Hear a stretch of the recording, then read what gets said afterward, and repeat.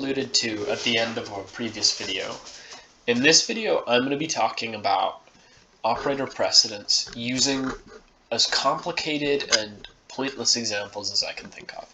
The exact kind of questions you can expect to see in a CS exam. Completely terribly written code that you have to decipher. So, the way I'm going to be doing this is I'm going to put the expression in these brackets. I'm going to put what I think the expression evaluates to in the on the other side of the relational equals, and then I'm going to print out the Boolean result. Now, we don't technically need to put the expression in these brackets because, as we've covered, relational happens last, but we're going to do it anyway because that's how you're supposed to write code. It's not supposed to look ugly. Okay, so for the first one, I'm just going to jam some numbers together. And in this one, we're just going to be working with integers, which is a luxury you're not going to see that often. So, 3 plus 4 minus 3 divided by 7 multiplied by 5 minus 3 multiplied by 4. Okay, well, we know that division and multiplication happen before addition and subtraction, and then they operate left to right. So, what that should look like is 3 divided by 7, which is 0, multiplied by 5, which is 0. So what we should have here is 3 plus 4 minus 0 minus 3 times 4, which is 12. Which should be, well, let's see here. If we do this left to right, 3 plus 4 should be 7, minus 0 should be 7, minus 12 should be minus 5. So let's see if I got that right. It'd be quite embarrassing if I didn't. We seem to have, oh, these expressions are incomplete. So let's try that again. True. So this did evaluate to minus 5. Okay, good start.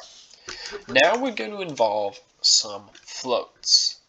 So let's say we have 3.0 minus 6, no, that's 5, minus 5, multiplied by 3, plus 7, divided by 88, divided by 2, plus 2.0, minus 5. Well, oh, that should go inside the brackets.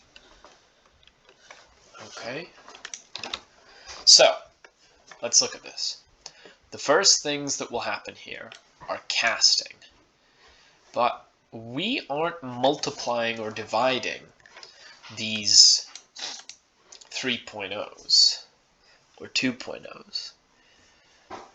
Well, this is where it can get a bit confusing though, because we've discussed previously how if you do an expression with a double in it, the result will often end up as a double because when you operate on a double with an integer, it casts that integer to a double before the operation. So this one is going to get a bit confusing, but let's just assume the divisions and multiplications happen first.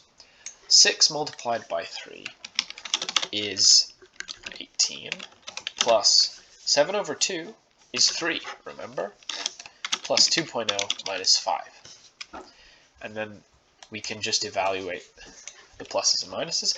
3.0 minus 18 should be negative 15.0. Plus 3 should be negative 12.0. Plus 2.0 should be 10.0. Minus 5 should be minus 15.0. And let's see if I got that right.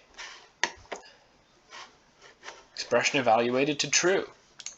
So, this is important to know.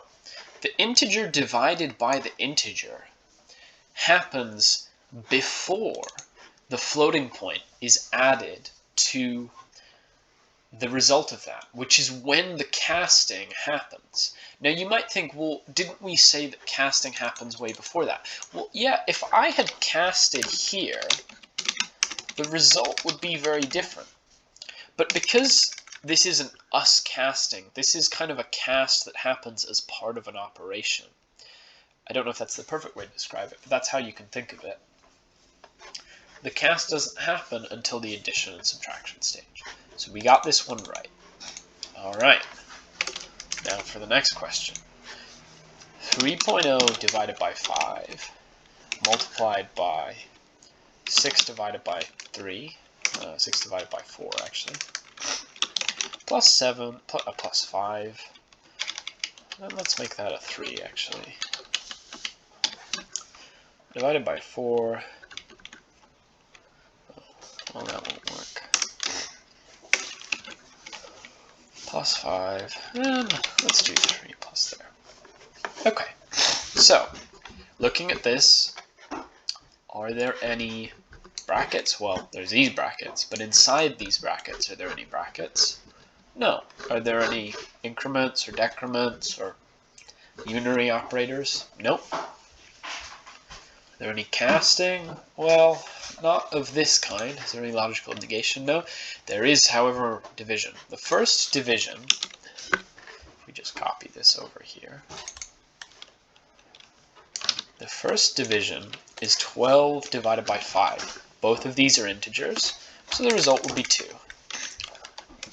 Then we have a multiplication, and that will be 12.0. We have a division. That should be 3.0. And then we have 3 plus 3.0 plus 5, which is 6.0, and then 11.0. Now, this might actually be wrong, because I'm not certain that a float 3.0 divided by a integer 3.0 evaluates to a float. Let's find out. True. Okay.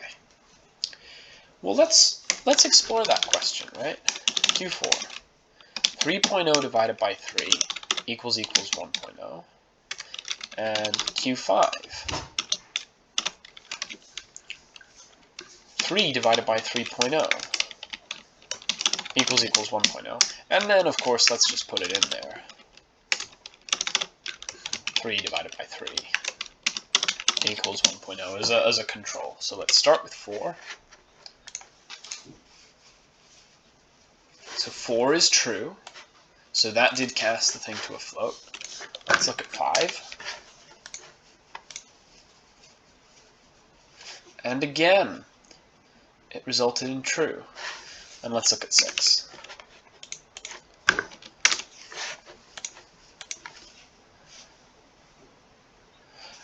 Now we have a problem here.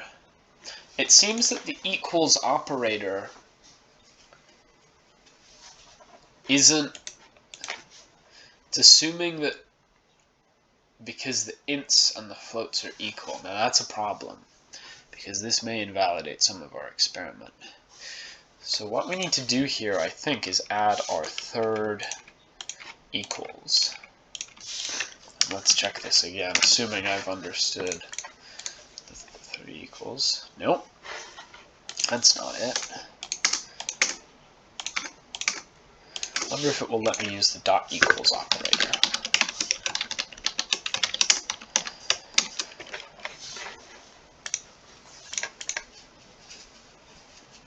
No. We have a slight problem here. So what we could do is print out the value of the expression, and I think we'll do that. Part of the problem, though, is that we need a type for the value of that expression, and we don't know the type. Let's try just putting inside the brackets there.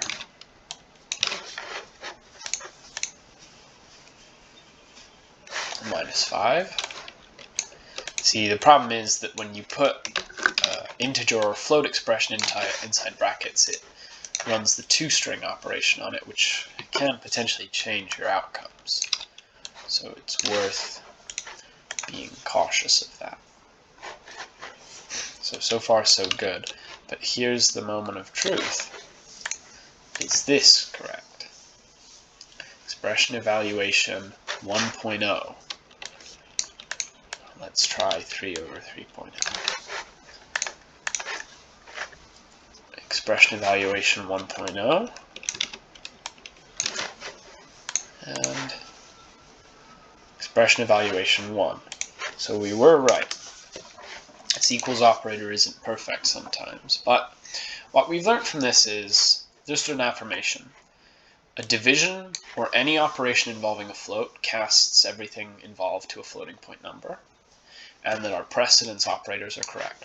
I'm actually going to upload an additional video after this, and I'm going to go away and write some really challenging examples, and we're going to go through those. But for now, this has just been a kind of simple, well, I keep saying simple and complicated.